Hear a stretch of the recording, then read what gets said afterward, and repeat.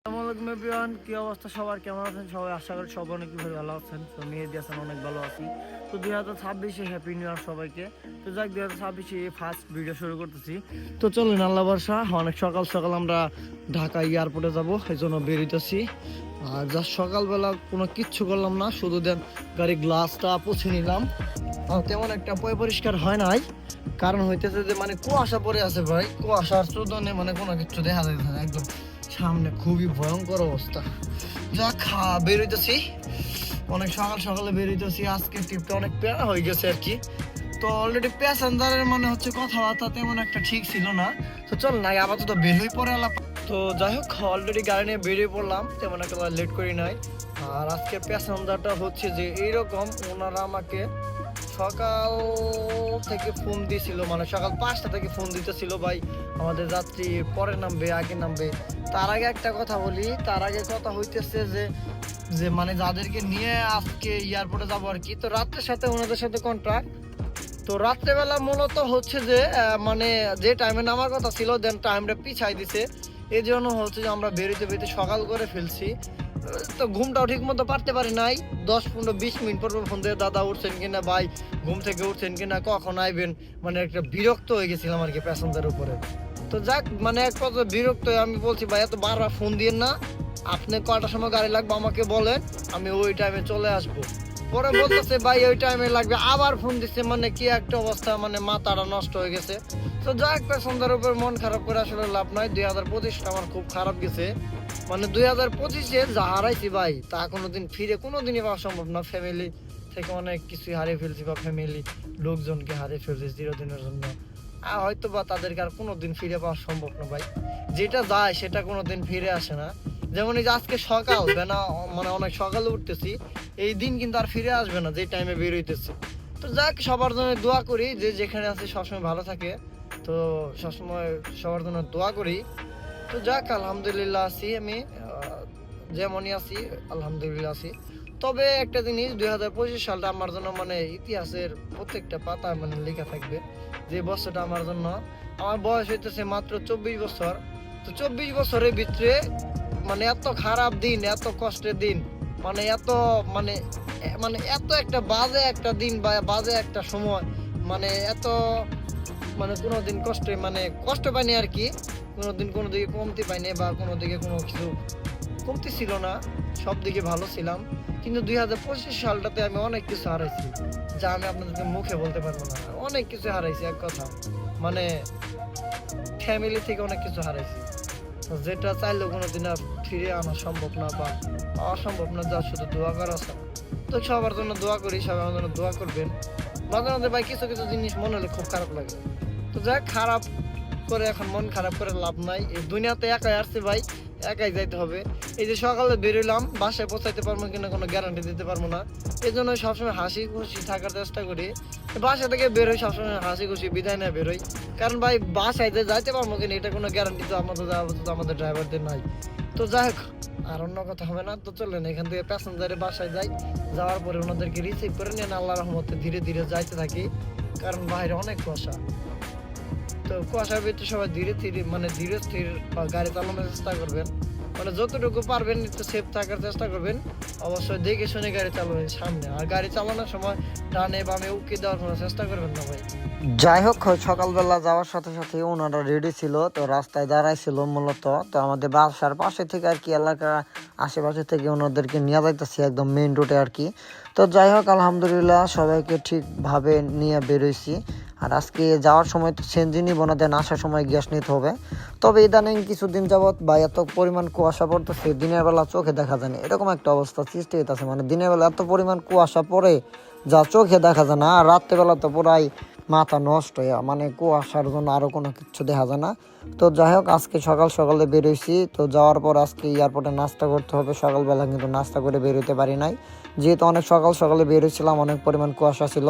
আর আমাদের ঢাকা টাঙ্গাইল মহাসড়কে আছি, এখানেও কিন্তু ধরতে গেলে অনেক পরিমাণ কুয়াশা পড়ে আছে।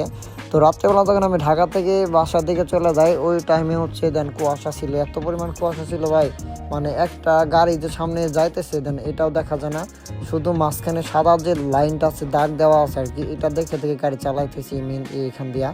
আর এখন যেহেতু সকাল, এখন কিন্তু একদম ফাড়ে যাইতে পারতেছি। রাত্রেবেলা যখন এদিক দিয়ে বাসার দিকে পৌঁছাই তখন কিন্তু ভাই সত্যি বলতে মানে কিচ্ছু দেখা যায় নাই, অনেক পরিমাণ কুয়াশা ছিল। আর এই বছর ঠান্ডাটা অনেক বেশি মনে হইতেছে। এই বছর কিন্তু তেমন একটা বৃষ্টি ছিল না গরমের ভিতরে, বাট ঠান্ডা কিন্তু অনেক বেশি। তো চলেন আল্লাহ ভরসা যাইতে থাকি, দেখা যাক।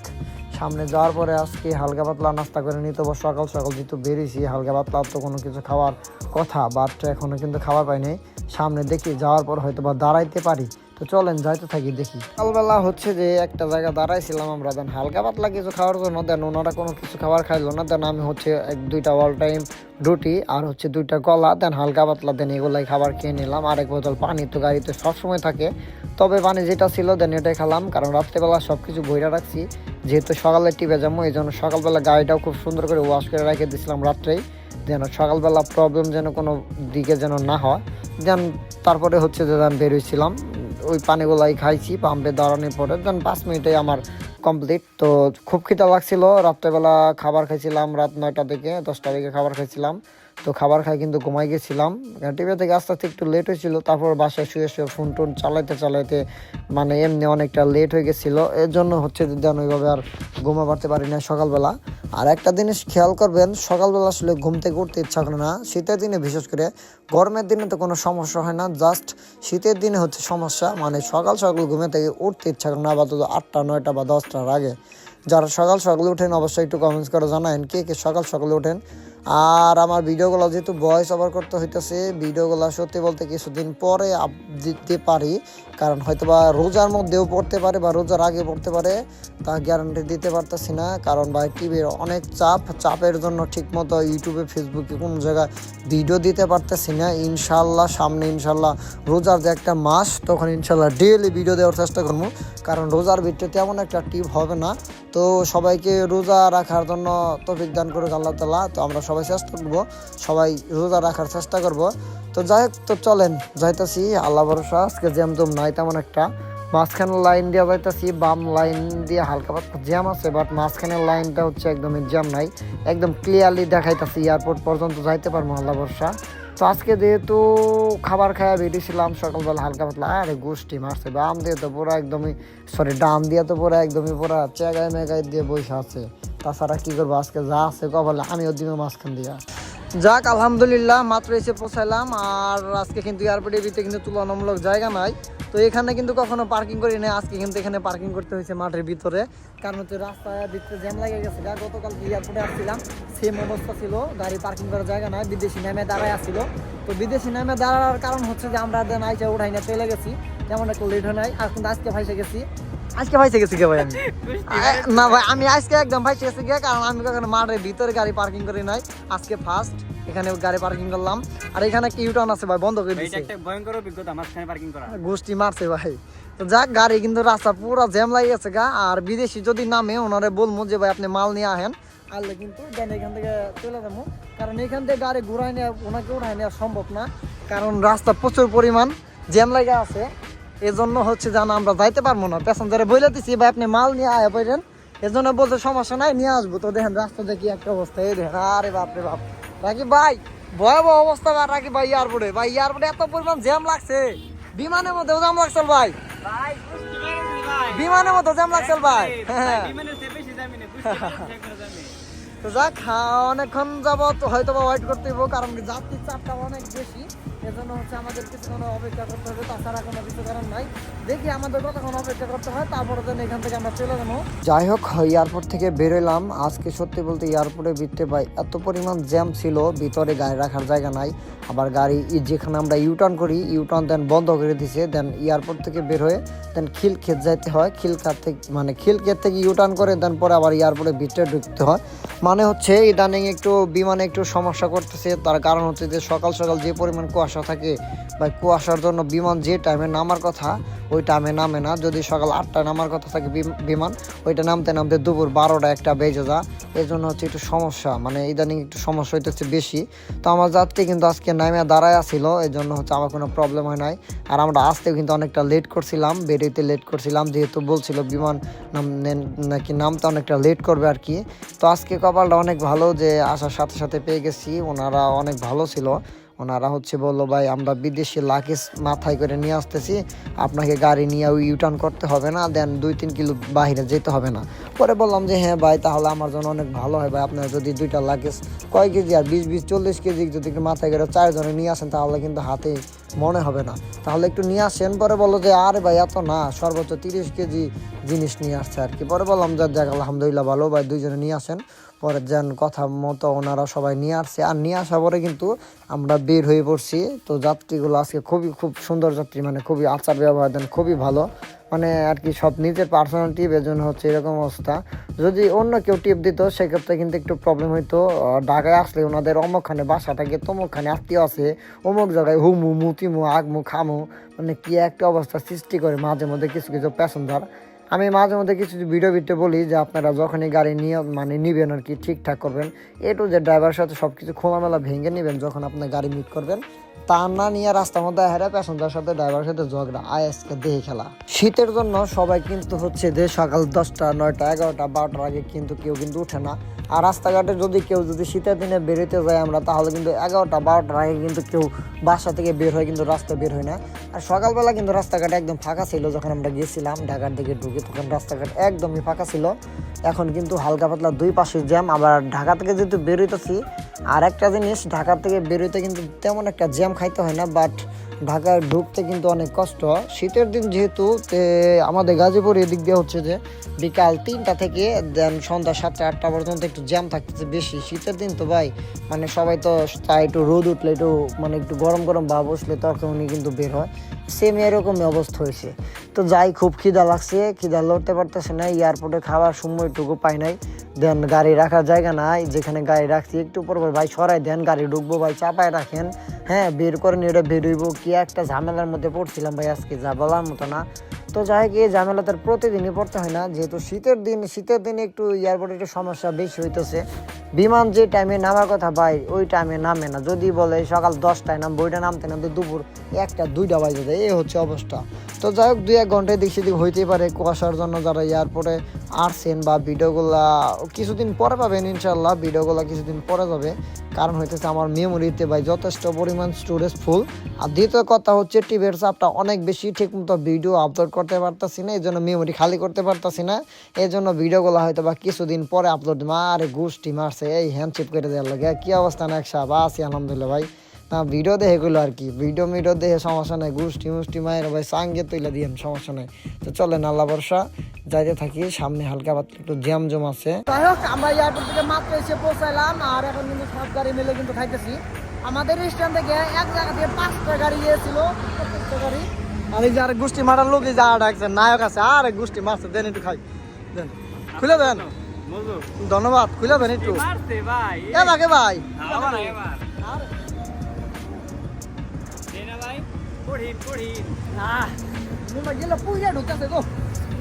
আর আজকে আমার গাড়ি কিন্তু চাকা কিন্তু আজকে একটা পাংচার হয়েছে ভাই, এই চাকাটা পাংচার হয়েছে, চাকাটা হাওয়া কমে যাচ্ছে গা ভাই, যাবেন গে ভাই? আর এক লগে বাড়িতে কেন 5টা 6টা গাড়ি এক লগে বেড়ে চলে যাম ভাই।